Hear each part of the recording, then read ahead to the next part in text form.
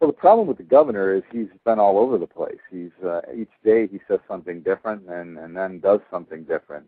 So I think that lack of consistency and lack of strong leadership is unfortunate. Now, we do have to respect separation of powers here, where the executive and the judiciary are hesitant to try to get themselves involved in the legislative branch. Appreciate their interest and their willingness to try to broker some kind of arrangement to break the stalemate.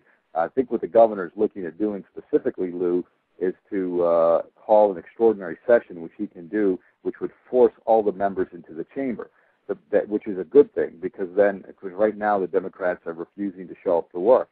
But, and again, they're getting paid, which is a problem, in my opinion. But by even forcing them in the chamber, he cannot force, and he can also set the agenda, which means he can tell what bills are going to be voted on, which also involves which deals with the other problem of who's going to control what bills are on the docket. So those two things are good because he can bring people into the chamber and control what the bills will be, and it will probably be all the local bills, the home rule bills, and some of these others like Power for Jobs that I talked about that are extenders. The problem is nobody has to take any action once you get into the chamber. He can't force a vote on anything. So while he can force members in the chamber and control the agenda, he can't force. We could walk in and just walk out if they wanted to. So I really do believe that both parties need to come together, and I think the biggest obstacle right now is that the Democrats have to accept the fact that was done. The votes were taken properly, and there was a majority at that time, even though now it's changed and it's 31-31. Until they can muster up a couple of votes, it is what it is, and we can still move forward on recognizing both sides that we should have equal sharing of everything right now because of the 31-31 split, but more importantly, commit to these new rules. So regardless of who's in charge in the future, Albany will be run a lot better and a lot fairer. Now, my co-host advised me this morning, which is a very good observation. He said that even if there were a lieutenant governor presiding over the Senate's business, that it wouldn't make any difference in this particular case. Is that true? Well, he's right, but there's one thing that would have made a little bit of a difference with a lieutenant governor. And by the way, that's another piece of legislation I advanced in my first 2 years there, and I saw that there was a vacancy. That was before this even happened with Spitzer and Patterson and everything, that we should have a process in place.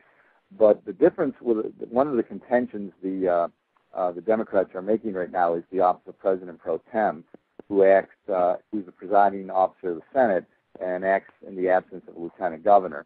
But if you had a lieutenant governor, at least one aspect could be rectified right now where he would be up on the podium and he could run the meeting. But it still wouldn't resolve the issue of who the Senate will select as its president pro tem, which they have to do because that's, whoever's in the majority selects that. And despite the fact that you had two Democrats cross over and vote for a new president pro tem, now that it's 31-31, the Dems don't want to accept that, and it's unfortunate because that vote was taken. And until they can get 32 votes again or 33 votes, you need to just accept reality and begin to do the people's business. And we can do that in a cooperative way, as I indicated earlier, where there's communication and you derive consensus and you share resources because it reflects the 31-31 split. Senator, they do have on the federal level the persons who will take over in the event of one person resigning, one person passing away, so that maybe the Speaker of the House would eventually become President of the United States under those circumstances. They provide for the eventuality of that happening. There would be circumstances in place. What about the state? What happens now? There is no lieutenant governor. Well, what happens, Lou, is that's exactly where you brought your prior point. According to the way things are right now, in the absence of the lieutenant governor, there is no process to name another lieutenant governor. It's happened once before with Mario Cuomo when El Galdello left, and it's happened again now when Spitzer resigned and Patterson took over. But the Constitution provides for the president pro tem of the Senate to become like an acting lieutenant governor. He would be next in line to become governor should something happen to the governor. Following that, I believe it's the Speaker of the New York State Assembly. So it's a little different than the U.S., where the House Speaker becomes the is like third in line after if something were, God forbid, to happen to a president and vice president. Here, in the absence of a governor, lieutenant governor, it is the president pro tem of the Senate that becomes the acting governor, and then that would be followed if something happened to that person by the Speaker of the New York State Assembly. But we should be working to improve that whole process. Yes, I agree, because this what's happened in this past week and coming week, I take it, that, something should be in place. What's my next question? Co-host, you got a question here for the Senator? Oh, let me say, I just want to, in passing, tell you that I did visit the website of the state Senate, and I saw you presiding over the Senate. I says, oh, man, hey, this guy's big. Well, I had that opportunity, and it was given to me a number of times, and I guess they thought I was doing a pretty good job, and they asked me to do it a lot over my first 2 years in office. But again, that is pretty much, that's where it goes to practice. The majority leader on the floor gets to select the presiding officer. And I think that's part, and again, the presiding officer basically keeps the place running. And that's part of our contention right now. Well, who's doing that job right now, Senator? No one. Oh, no, of course, there's been no session. Right. But sure. So technically it would be, under the vote that was taken on June 8th, it would be the president pro tem designates the majority leader, and the majority leader can name any member they want to go up there. But right now, the Democrat members are not coming into the chamber, so you don't have a quorum to conduct business. Even though we've had a presiding officer up there because we feel that vote was proper on June 8th. So Senator George Winter has been up there during these non-quorum session days. He's a 40-year member of both. He worked in Albany, then he served in the Assembly for a long time, and he's been in the Senate for several years.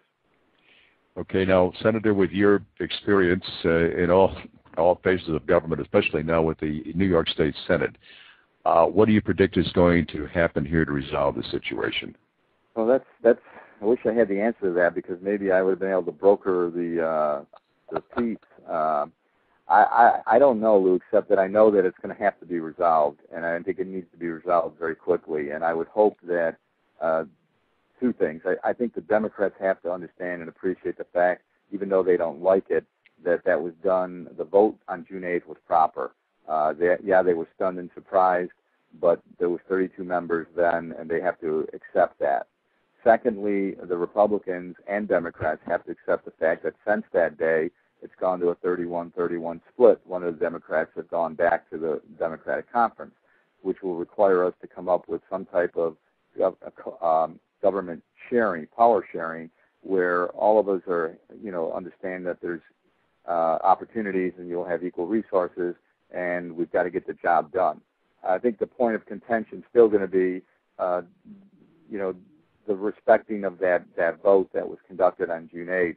And unless there's a change, and I think that's what the Democrats, quite honestly, are doing right now, Lou, is some of this stalling is done intentionally because they're trying to knock down those two votes. They were successful with one of them to bring them back into fold, and the second vote right now they're trying to challenge not only legally but ethically and procedurally and everything. They're trying to just get rid of the individual, I think, from office. And that would obviously shift the scales again. So, but I think really people expect them to get to work, play politics outside. But right now, people need to get into that chamber and conduct the people's business. And I'm hopeful that we'll see some resolution in the first couple of days of next week. Well, I have a question. Go ahead. I have a question for the Senator. Senator, I have two questions, and I'm going to start with the first one and do a follow-up. Are your sessions videotaped, similar to like what they broadcast on C-SPAN?